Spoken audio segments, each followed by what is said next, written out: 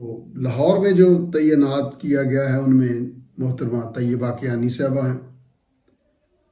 ان کی جو ذمہ داری ہے اس میں سیالکوٹ، اس میں یہ جو میں نے گنوائے ہیں. ابھی زیادہ وقت نہیں ہوا کہ وہ کسٹم انٹیلیجنس میں تھیں، تو کسٹم انٹیلیجنس میں انہوں نے خوب کارکردگی دکھائی اور کروڑوں روپے کی ڈیوٹی چوری اور سمگل شدہ جو اشیاء تھیں، گاڑیاں تھیں اور ہیروئن وغیرہ، یہ سب انہوں نے پکڑی. اور ایک پھر جو ان کے انڈر وہ کلیکٹریٹس آتی تھیں، ان میں جوائنٹ ایگزامینیشن کر کے کروڑوں روپے کی ڈیوٹی قومی خزانے میں جمع کروائی.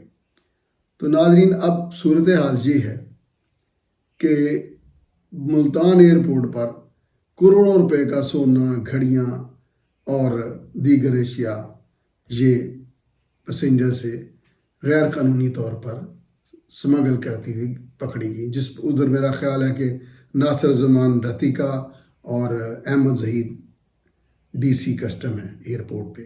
اسی طرح لاہور میں بھی افسران تعینات کیے گئے ہیں، یہاں پر کافی تبادلے کیے گئے ہیں. یہاں پر بھی بلکہ ایک مین سٹریم میڈیا پر رضوان نقوی بہت ہی کریڈیبل میڈیا پرسن ہیں، انہوں نے رپورٹ بھی کیا تھا کہ ٹانگوں کے ساتھ سونا باندھ کر کوئی لے جا رہا ہے، کوئی لا رہا ہے. یہ بھی پکڑے گئے، موبائلز پکڑے گئے.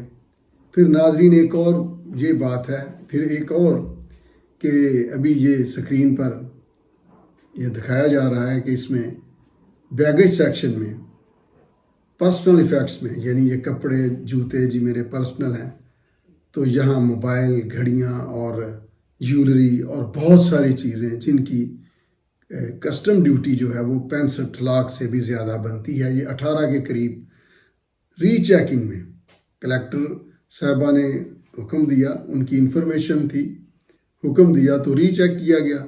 تو ری چیک میں یہ ایک ہی حکم کے تحت جو ہوئے، ان میں 18 جو کنسائنمنٹ تھیں وہ پرسنل ایفیکٹ کی بجائے 65 لاکھ روپے کی ڈیوٹی. اس میں یہ میں ضرور بتاؤں گا کہ پرنسپل اپریزر اعجاز صدیقی صاحب ہیں، انہوں نے بہت محنت کی. ایک اپریزر انصر ہیں، انہوں نے محنت کی. اعجاز صدیقی دن رات ایک کر کے، بڑا کام ہوتا ہے یہ ایکوریٹ دوبارہ اس کو پڑتال کرنا، گننا، اس کی اسیسمنٹ کرنا اور ٹھیک